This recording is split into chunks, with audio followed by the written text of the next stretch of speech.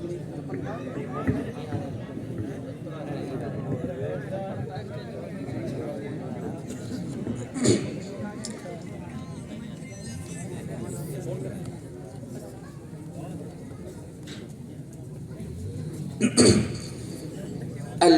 لله وحده والصلاة والسلام على من لا نبي بعده أما بعد فأعوذ بالله من الشيطان الرجيم بسم الله الرحمن الرحيم اتبع ما أوحي إليك من ربك صدق الله العظيم. حضرات حکم مستحکم اور رفقائے بزم، آج میری تقریر کا موضوع عصر حاضر میں مسلمانوں کا قرآن کریم کے ساتھ رویہ اور قرآن کریم کا مطالبہ ہے.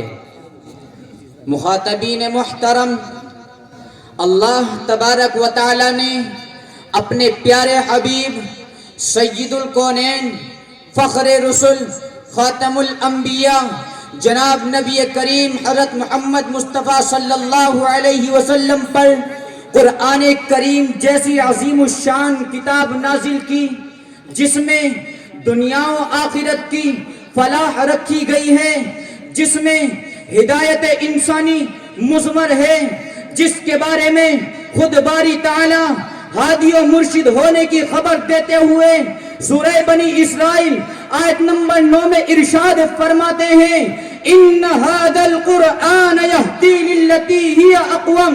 تو کہیں قرآن کریم کو سراپا ہدایت اور واضح دلیل ہونے کو بتاتے ہوئے سورہ بقرہ آیت نمبر 185 میں ارشاد فرماتے ہیں شہر رمضان الذی انزل فیہ القرآن ھدی للناس وبینات من الھدی والفرقان.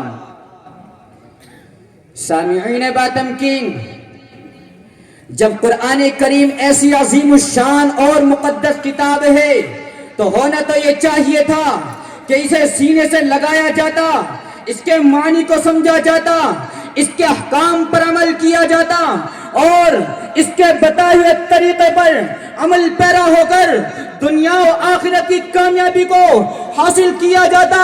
لیکن افسوس، آج امت مسلمہ قرآن کریم کو صرف اور صرف اس وجہ سے پڑھتی ہے کہ اس کے جائز و ناجائز کاروبار میں اضافہ ہو جائے.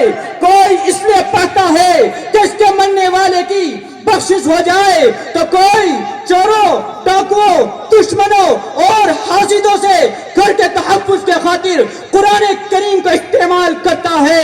اختلافات کی صورت میں اس پر ہاتھ رکھ کر قسمیں کھاتا ہے. حق تو یہ ہے کہ عصر حاضر کا مسلمان اپنے ہر قسم کے کاروبار، ہر طرح کی دکانوں اور کارخانوں کے افتتاح کے لیے قرآن خوانی کی محفلیں منعقد کرتا ہے، خواہ یہ دکانیں اور کارخانے ناجائز اور حرام کاموں کے لیے ہی کیوں نہ ہو. سامعین باتمکین، اب سوال یہ ہے کہ آخر مسلمانوں میں قرآن کریم کے ساتھ بے اعتنائی کی نوعیت کیوں پیدا ہوئی؟ مسلمانوں نے اسے کیوں پشے پش ڈال دیا؟ تو اس کے جواب میں پروفیسر مولانا خورشید احمد صاحب اپنے مضمون قرآن کا پیغام اور اس کے تقاضے میں دو وجہ بیان کرتے ہوئے لکھتے ہیں.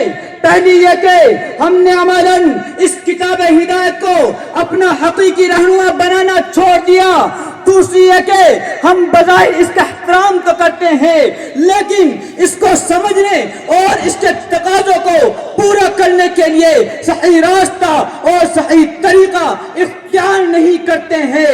لہذا برف کی طرح پگھلتی اور ہر آن قطرہ قطرہ ختم ہوتی اس زندگی کے سنہرے موقع پر ہم لمحہ بھر سوچے کہ قرآن ہم سے کیا چاہتا ہے، اس کا ہم سے کیا مطالبہ ہے.